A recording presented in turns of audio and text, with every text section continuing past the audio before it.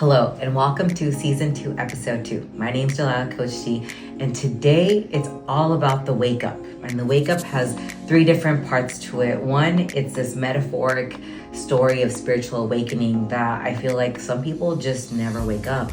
And again, I'm not here to hold myself attached to anybody waking up through these episodes. It's just you either do or you don't, and it's all good. The second part is like this realistic way of becoming more self-aware, and that's what the wake up really is just to analyze yourself and know that you're a creature of habit. So right now you've created a certain, what I call avatar 1.0 version of yourself. But through the journey of the wake up, you're able to self-analyze, not with judgment, but just to self-reflect and really question yourself, are these actions in alignment to the person that I truly want to be? And lastly, I'm going to give you some practices at the end to be able to get grounded with your morning routine. Again, this is all about the wake up. Now, first and foremost, I want to talk about my own spiritual awakening. It happened around 2012, and I went to this little music festival called EDC, and it was in Vegas for the first year. This is the first time where, again, it's taboo. I dropped ecstasy or MDMA, which was Molly back in the day. What is that? It's going to be 13 years since we're in 2025 right now. And that is actually the first time when I did that, I felt my heart open. And I had never felt this energy of love. And that was the first time ever where I was like, what is this feeling? Like, why am I feeling so connected and so alive? Walking into the raceway, what I tell people, it's like there was an unknowing agreement with everybody that we're all going to love each other. We're all going to take care of each other. There was a non-judgmental type of energy field. And for me, because I was such an extremist, or am still, I went from like that bar scene to the club scene to the rave scene to the international rave scene really, really fast. Again, always trying to get the next high. So in my own journey, EDC was this opener of understanding that, in the raceway, we had built some cultural understanding and conscious awareness within ourselves. But when I stepped outside of that raceway, I just remember like the energy just being different. And all of a sudden, these people are judging you for what you're wearing and what you look like. So I put it in my mind of like, there's something off. I can't tell what it is, but there's something off. And then through my own level of understanding, through really self-reflecting of how our society is ran and going through different countries and traveling, I was just like, wow, like the American culture is actually a little bit backwards. And honestly, truthfully, the Mexican culture is like not the best either. And me being rooted in these two different cultures, again, I'm American, but my roots are Mexican. I realized that there's a lot of what I call bad cards. I was dealt bad cards because I had no awareness that this is all just really a game that we're playing. But through my own journey, I was able to just see my cards and be like, okay, well, how do I play this game better? And what are the rules to the game more than anything? So the first rule, obviously, as I tell you, girls or guys, wake up. Wake up to the shit that you're doing, the actions that you're taking that are not in alignment to your highest self. Now, normally I'm going to talk about three different levels. One is energy, which is physical. The second level is emotional, right? Your heart field. And then the third level is your financials, or your awareness on time, value, and worth. So for me, bodybuilding was probably the biggest eye-opener journey that you could take. Don't get me wrong, if you're a mother, if you're in a relationship with a husband and wife, if you have a partnership in business, regardless of what type of journey you take, these are still eye-awakening type of journeys that you're able to self-reflect on your own actions and behaviors and thought process to be able to do what I call the work in the wake-up setting. Now, when you're talking about waking up, it's the self-awareness part, okay? You have to understand that you are the creator of yourself and your actions, your thoughts, your speech, and the way that you feel about yourself. But again, like I just explained, the first avatar that you ever are, you are not in awareness that you created yourself. And what really created you is your internal roots. And that's what I call that metaphor of the tree of life. So the internal roots was created by your environment. And think about it like this: from the time you were 0 to 7, that was your programming state. Your parents were the primary programmers. After that, possibly religion. Again, everybody's family is different, but typically religion plays a big part of it, and your ideologies and your belief systems. Then it comes into society norms, right? So in American culture, we have things in our doorsteps in 2 days. We have a fast-paced society, go, go, go. We are validating our worth of our productivity. So all these different concepts. And again, if you're a woman and you're a man, you're programmed differently.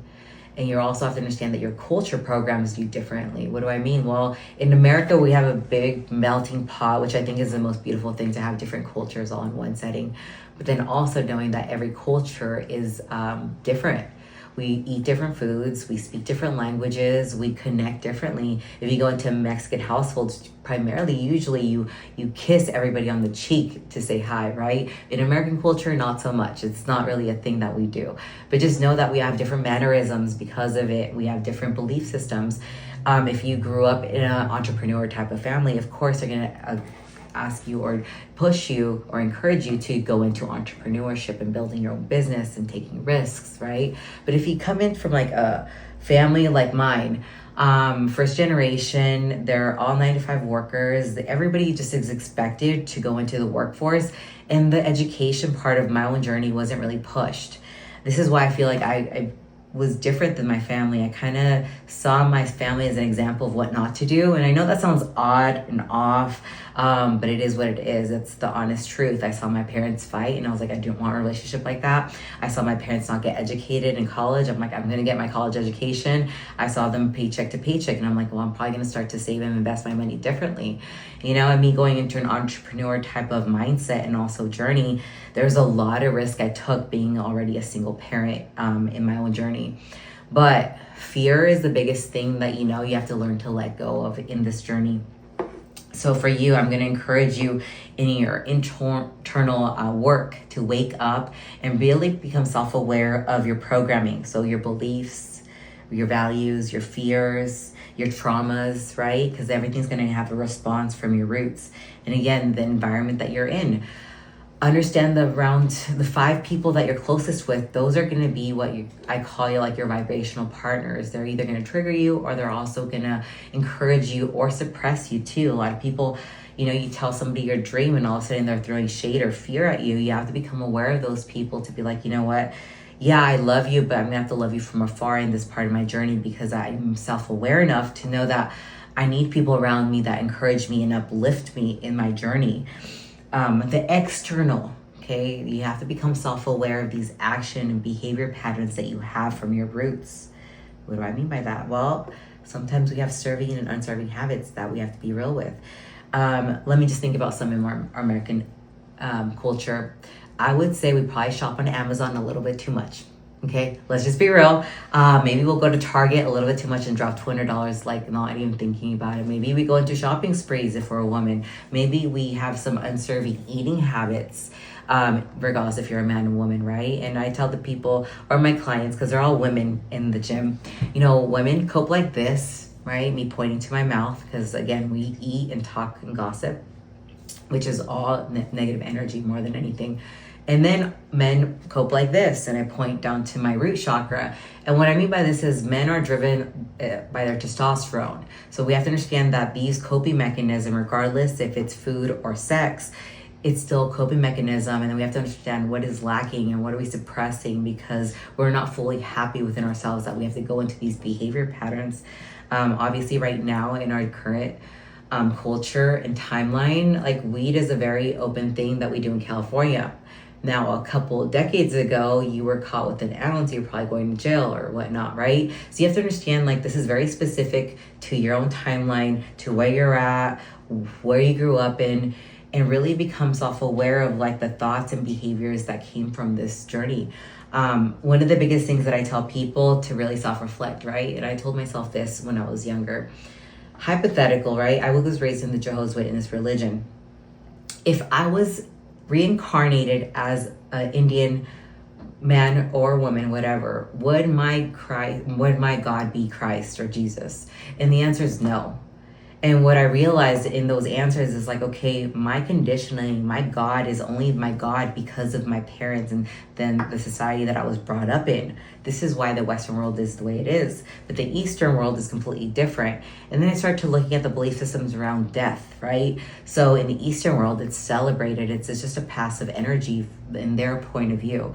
In the Western world, like it's a very sad and grieving and things of that sort around death. So I found it really in my own journey, again, everybody's different, really serving for me just to be like, well, I would rather celebrate death than feel bad or sad.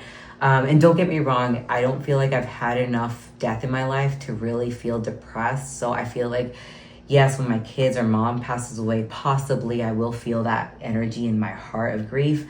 But I'm also have a higher awareness to be like, I could keep this grief long, or I could just let it go and change out my belief systems around this ideology. So knowing that everything is a belief, I have to encourage you to really, really, really look at it objectively and be like, do I have to keep this belief system? That is the biggest thing when it comes to the work, because the belief systems that you carry in epigenetics, if you go into the science of it, it actually turns off and on genes within your DNA code. And every 7 years, your body just regenerates every single cell of the body. You have to understand that every 7 years, you're a completely different being. But if in theory you never wake up, if in theory you never change your behavior patterns or belief systems, you're actually replaying the same avatar over and over and over. Keep redoing the same actions, same friends, right? So think about it like this. You're not going to evolve if you don't ever question what you've been taught to believe. I want to encourage everybody to understand that those things really do affect us in your subconscious. Not only that, also understand your emotional patterns around your traumas in the past.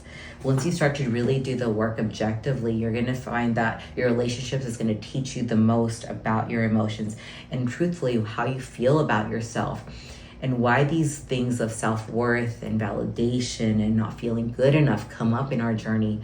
Again, it's all a journey of self-awareness. And this wake up that I'm talking about, not everybody has to take.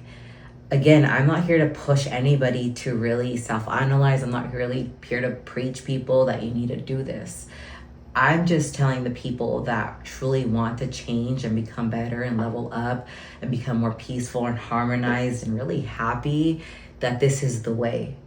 I know that there's plenty of other ways. Like, I'm going to go a little off tangent. If you stay present, if you stay in tune with happy emotions forever, you're there. But more than likely, most people are playing the mind game. And this is to really analyze your mind. So there is 2 ways to play this game, although I feel like the first way is going to be extremely hard. Why? Because your mind has been controlling you your whole time. And what I mean by this is like you say hypothetical, you say diet starts Monday, right? You want to become healthier. All of a sudden your mind starts to pop off. Go get that cookie, go get that brownie. There's the brownies by 7-Eleven cash register. I know every single time I see 7-Eleven, that shit will pop off. But you have to understand that that's just your mind trying to keep you at the same level that you're at.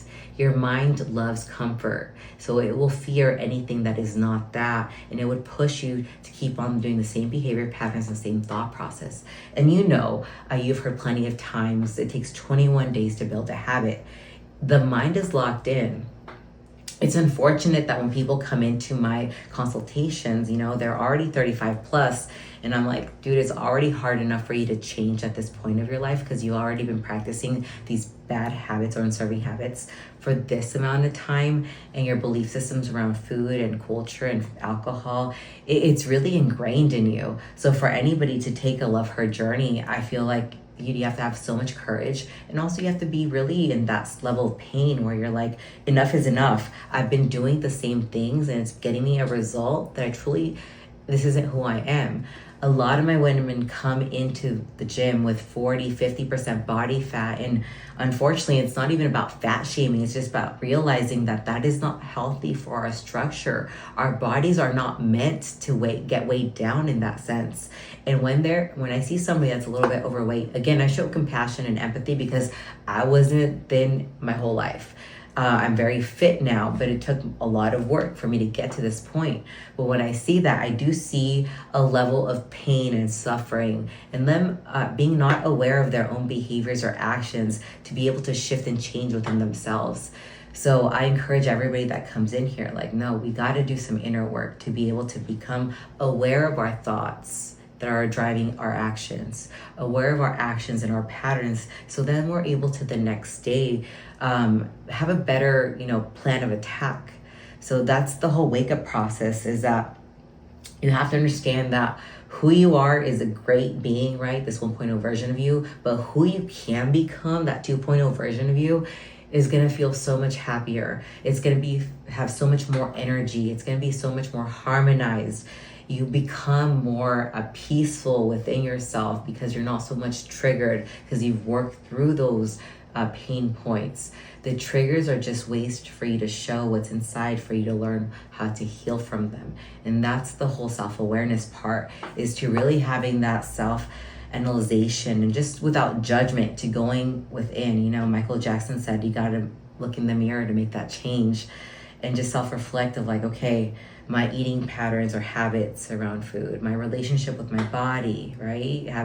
Being in tune with it and really listening to it and seeing what it needs to really do the right actions for it. Your body's going to tell you through pain if it's going through something wrong. Do I need to stretch? Do I need to meditate? What do I need? What does my body need from me today? Do I need to take a nap? Sometimes, like I said earlier, our society is ran on this frequency of go, go, go, go, go. You wake up, you coffee, you go into the next thing and the next thing, but you're not really giving yourself time to ground and try to really self-reflect on the thoughts or your actions from the previous state to make an adjustment. It's unfortunate that I feel like most people don't do the work to really understand, because to conceptualize everything I'm going to tell you over the course of these next couple of weeks, it's a lot of information. And because I've had to extract this information from books and not only read and conceptualize, but also apply habitually, I know the work works. A little play on words. It's just you being intentional about what it is that you want to manifest in the future, and always start to think about your future self now. What would my future self want now? If my future self wants to be healthy, I gotta be healthy now, right? So it's a level of alignment to what it is that you want, instead of replaying the past, the loops, the patterns, the habits that for a fact are not serving. There is a thing that I always ask my clients: what are the two motivating forces for human behavior? And the answer for that, the John Lennon quote, would be fear and love. You have to understand that love will expand you and fear will seclude you. So this is the biggest concept with the work and the awareness of like, what are you afraid of? I like to tell my clients this one question: if you truly became the version of yourself that you were most proud of, what would you be afraid of would happen? You have to understand that there's some level of fear that doesn't allow you to go to the next level or the next step. I will tell you from my point of view that I stopped bodybuilding at a certain point because I was afraid to be more alone. And this is a common belief within myself. Even when I was younger, I remember being 17 and being like, I want to find the one. So my whole fear was not ever finding the one. Again, coming into like full circle, I just understand that there is no one. I am the one already, right? But the biggest thing is like this loneliness. And the way that I had to combat that is actually going in through states of solitude within myself and really enjoying my own energy and just seeing that, yes, being out with people and connecting is awesome, it's cool. But honestly, also being by myself and in peace and with my books is also cool too. So for me nowadays, it's like, okay, if somebody wants to make plans, cool, let's do it. If it doesn't work out, cool, because guess what? I get to be by myself, and I love myself. I love myself, and I love my energy, and I love what I do, because I really fill up my time with really creating that next version of myself. For me, I really look at investing my time wisely in books that I'm reading, and also conceptualizing these new thoughts and ideas and beliefs, because I think that books is very underrated. It's unfortunate that I tell the girls, there's a quote that I love to share. It says, the old slaves were killed for reading, and the new slaves won't read if it killed them, which basically means I feel like now in the information age, If you don't know something, there's plenty of YouTubes and Googles and encyclopedias, if you want to go that route, to get the answers. So the fact is if you're ignorant and if you don't know certain things, it's just your own unwillingness and laziness to not go and do your work and research what it is that you truly want to develop or build a skill set. Understand that anything is possible in this journey, but it's just really, again, you doing your own work to really self-analyze of like, why do I self-sabotage? Why do I'm lazy and I can't get myself to do certain things? There's all these different things and characteristics within your own self that you have to really learn to become aware of and let it go, which is the override part. When you truly, it is time. And again, sometimes it takes that level of pain to really do the actions to be able to be in alignment to what it is that you truly want. Some levels of fears that some people have is public speaking.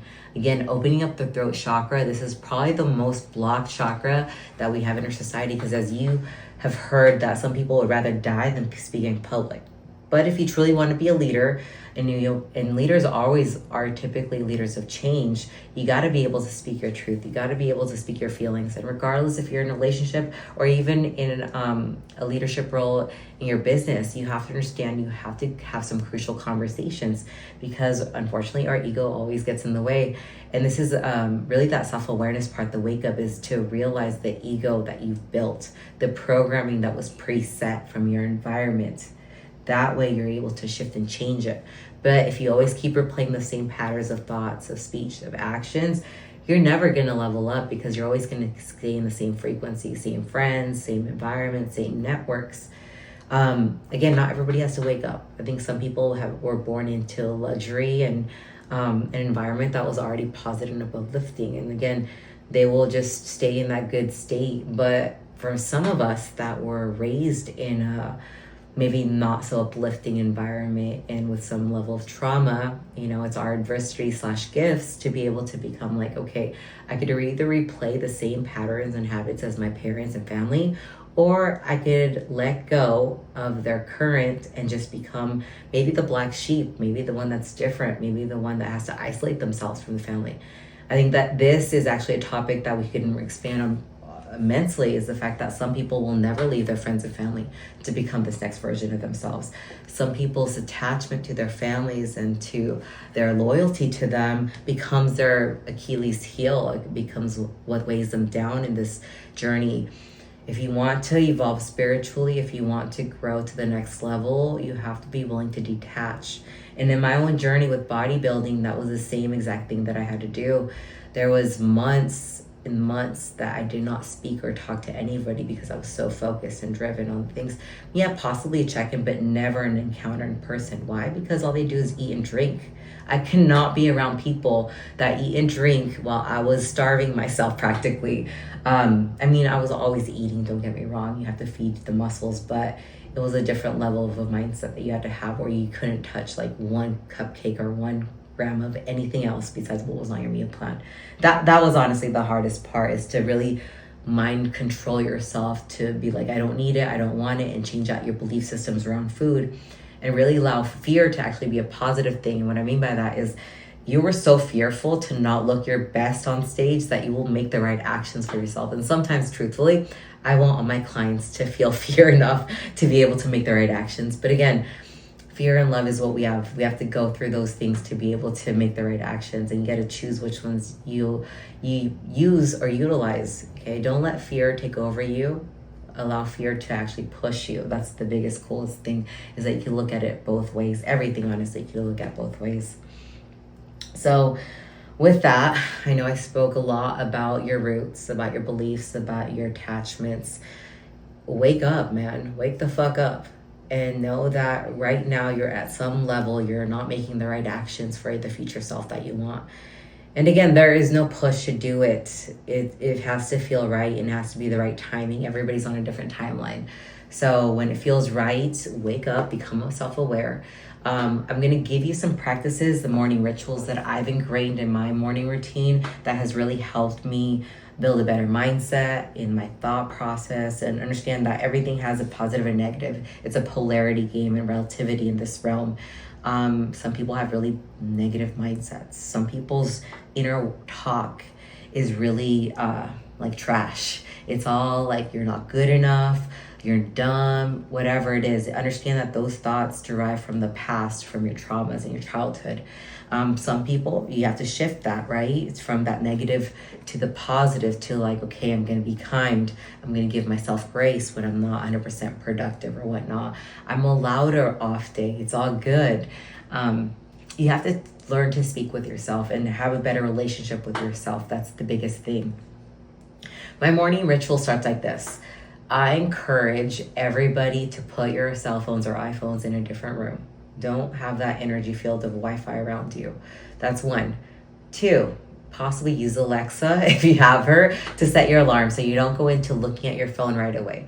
Why don't I want you to touch your phone in the first hour, the last hour of you going to sleep or waking up? Is because you activate your beta brainwaves when you look at your cell phone. And what that is your thinking brainwave. So know that there's different levels of your brainwaves. The beta is going to be high, low, medium, but then it goes into theta, alpha, delta, and all these are levels of like you go dropping down. Like for example, in meditation, you're in that theta brainwave, so you were able to let go of all those crazy thoughts that you have and be able to be more peaceful. I always metaphorically tell people it's like you're in that ocean, and at the top level, it's your beta brainwave. It's all crashing. But when you go into that meditative state, you drop down all the way to the surface or the ground where it's all peaceful. Your second habit you're gonna have is drink water. You've just slept for 8 hours. Make sure you hydrate yourself. Your body's 80% water, so make sure that that's a thing that you do. Before you go to sleep, set that water beside your bedside. In the morning, you wake up and you drink it. The third thing, obviously, everybody has to go to the bathroom or brush your teeth and wash your face. That's just basic hygiene type of stuff. But I always tell people, everybody pretty much brushes their teeth. Go into your meditation pod. Really set your tone for your day by staying still and going into my journal, for example, is Love Her Now. The journal has a couple different things in the morning. I'll have your habit list, but then it also goes into gratitude as the first thing. So not being intentional about what it is that you want to feel and how you want to look at your life is really key. Because a lot of times, as you understand, there's plenty of people that look at all the things that are lacking in their life. And you have to shift into that positive mindset by seeing what is going awesome in your life. What are you grateful for right now? And what are you grateful for in the future? Sometimes that's like a prayer to the universe, God, whatever you call that, to bring that in now. So sometimes in my journey, I'm just like, as business owner, I'm so grateful for all these clients that are in alignment to me, that I'm going to be able to help out through this journey. Again, I don't know what's going to happen in the future. I just know that I'm going to be grateful in that energy field right now. I'm grateful for my health. I'm grateful for my kids. I'm grateful for this house that I built, this business that I'm truly passionate and in love with. All these things that I've been able to do in my journey, travel, speak in front of people, like the level of gratitude that I have for life, it's crazy how the more grateful you are, the more positive things happen. So please do your best to really set that intention of gratitude in the morning. The second thing is intentions. What do I mean? Well, every day has different, but every day is also the same. Set intentions on what it is that you need to do to get your energy right, to get your finances right, to get your emotional relationships right. I think that speaking about these 3 levels, really setting intentions on all of them. Reach out to your friend. Say hi to your mom. You know what I mean? Connect no matter what to different things throughout the week. Be intentional about your time, and how you invest your energy is going to be key for you to build and create not only yourself, but also whatever it is that you're trying to manifest. Whether it is a business, whether it is that promotion, whether it is building a relationship with somebody, you have to be intentional in your actions. And you have to give everything that you want to grow enough attention for it to feel like it will go into a surplus one day. The third thing in that journal, the Love Her Now journal, is affirmations. It's crazy to me to realize that when I bring up this word in my class, half the people do not know. Obviously, the other half it's probably been with me for a while, that they probably know what it is. But affirmation is really affirming that I am statement.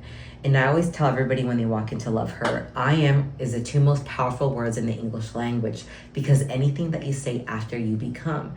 And what I mean by that is, some people say, I am lazy, right? So you are that. You identify with that thing. I am sad. You identify with the emotion of sadness. I am happy. I'm abundant. I'm wealthy. I'm whatever it is, you become that you identify with. So really be in high integrity with your words that you say to yourself. I think that a lot of times we subconsciously say things, and you have to understand that words cause spells. That's why it's called spelling. So be intentional about the words, not just in the external, but also the internal state of mind. Speak to yourself kindly, have grace with yourself. Be gentle in your approach, but also affirm what it is that you do want in this realm. I am abundant. I know I'm enough. I am love. All these things. I am worthy. I'm deserving. It's all positive. Be in integrity with positivity. Be in integrity with setting the right intentions. That's going to be the key. Instead of replaying the same I am statements that are not serving. I'm not a good enough mom. I'm not pretty enough. I'm not skinny enough. Whatever it is, that is what you believe, and that's what will keep replaying over and over in your reality. The fourth is the grounding technique, and I already spoke about meditation. Meditation is fucking gold. Please, people, do it. I don't know necessarily how many times I've told people to do it, but I do know that a lot of people don't, regardless of how many times I encourage it and urge it to people. Meditation is just the most simplest practice, but again, because our society is so go, go, go, next, it's the hardest thing to do, to stand still. Blaise Pascal has this amazing quote that says, all of society's problems derive from a man not being able to sit in the room alone with his thoughts. And it's so powerful, because it truly is. People would rather self-medicate and go out there and drink and eat and party than really just be at home alone and be like, my life isn't that great. Why am I partying?